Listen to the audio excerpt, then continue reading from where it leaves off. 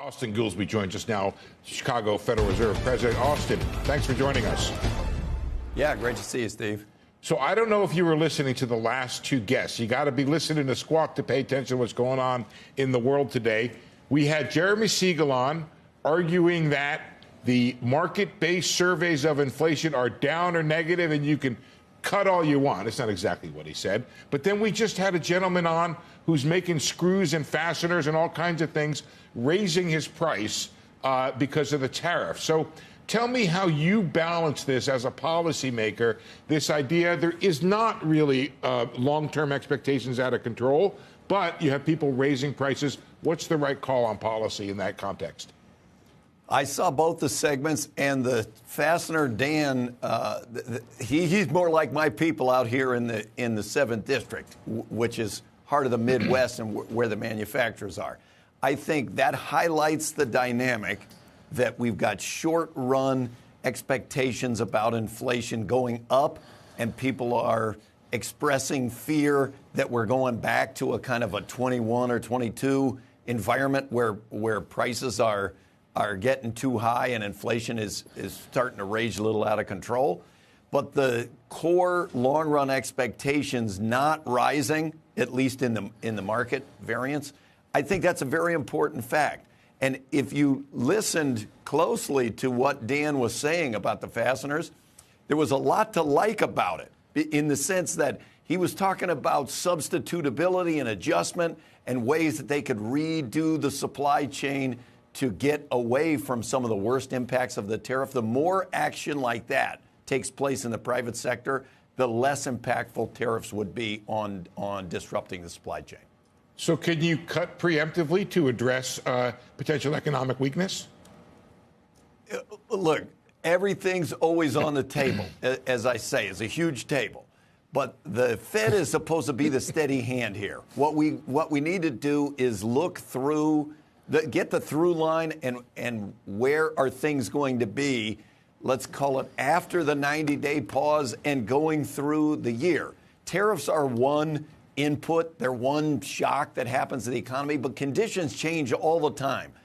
We've got the productivity growth rate has been surprisingly and lovely, in a lovely way, been very strong for a couple of years. I would definitely want us to get a bead on whether tariffs or supply chain disruptions are affecting productivity growth. And we just need to see. Most of the U.S. economy is domestically driven, as you know. At the end of the day, imported goods are only 11% of GDP. So unless it jumps out of just its own 11% lane, the impact of tariffs on the macroeconomy could potentially be modest. Now, when I'm out here in the Midwest and we at the Chicago Fed are talking to people, we're the most affected district by tariffs because we're the most manufacturing oriented. And folks have been saying for months that they were nervous about what potential impact would be if the tariffs were too big, that it would kind of throw us back to the 21, 22 period or even back to the COVID supply disruptions.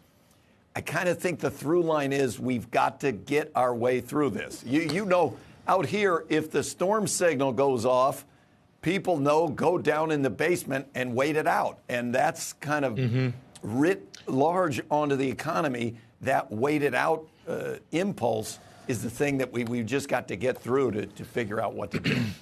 Austin, the dollar has been a little weaker, bonds a little weaker as well. Does it matter that the president is talking about the potential to terminate the Fed chair? Look, I'm not going to get into the discussion on that. I know I agree with the Secretary of the Treasury when he said Fed independence is a jewel box that we don't want to mess with.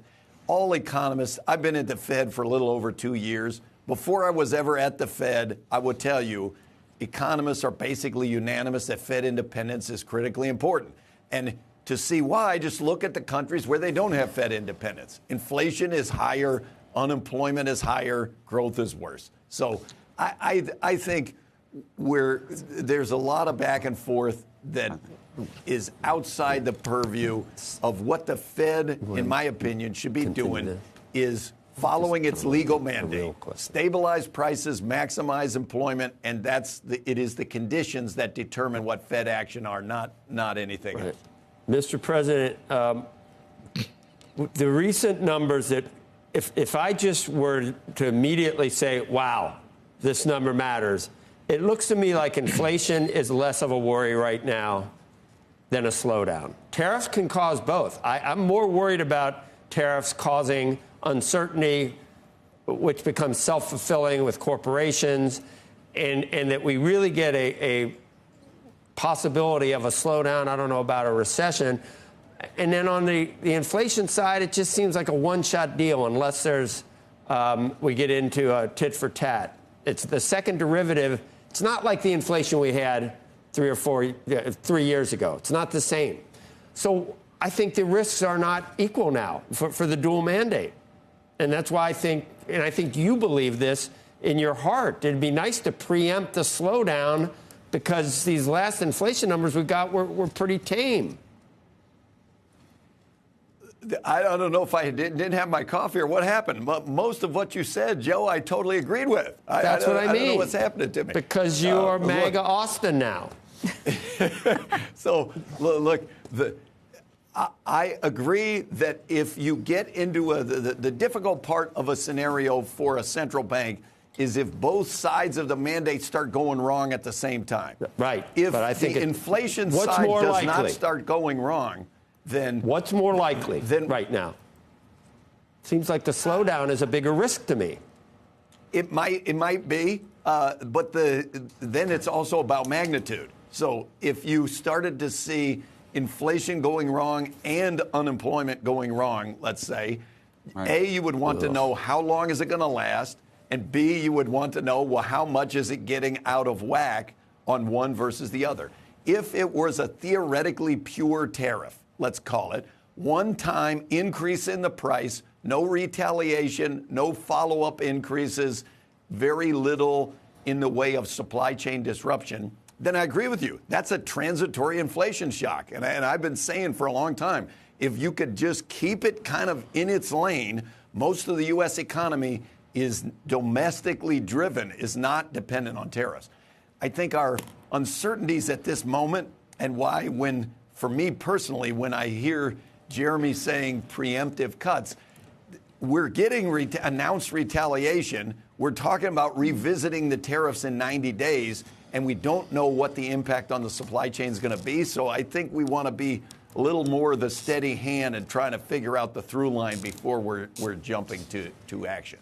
Austin, you point out that your district is the one that is the manufacturing hub of the United States. You feel these things more deeply. Do you think that the tariffs can do what the president has laid out as a goal, which is to reinvigorate manufacturing, particularly in the Midwest? Do you see that happening?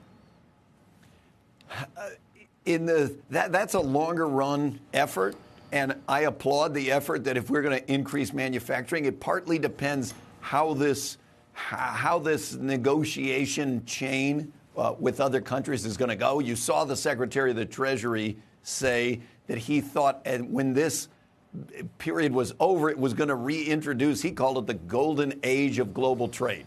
If on the back end of this we got new agreements and the productivity growth remained high, I think you could see a rebound of manufacturing for sure. In the short run... Oh, sorry, go ahead.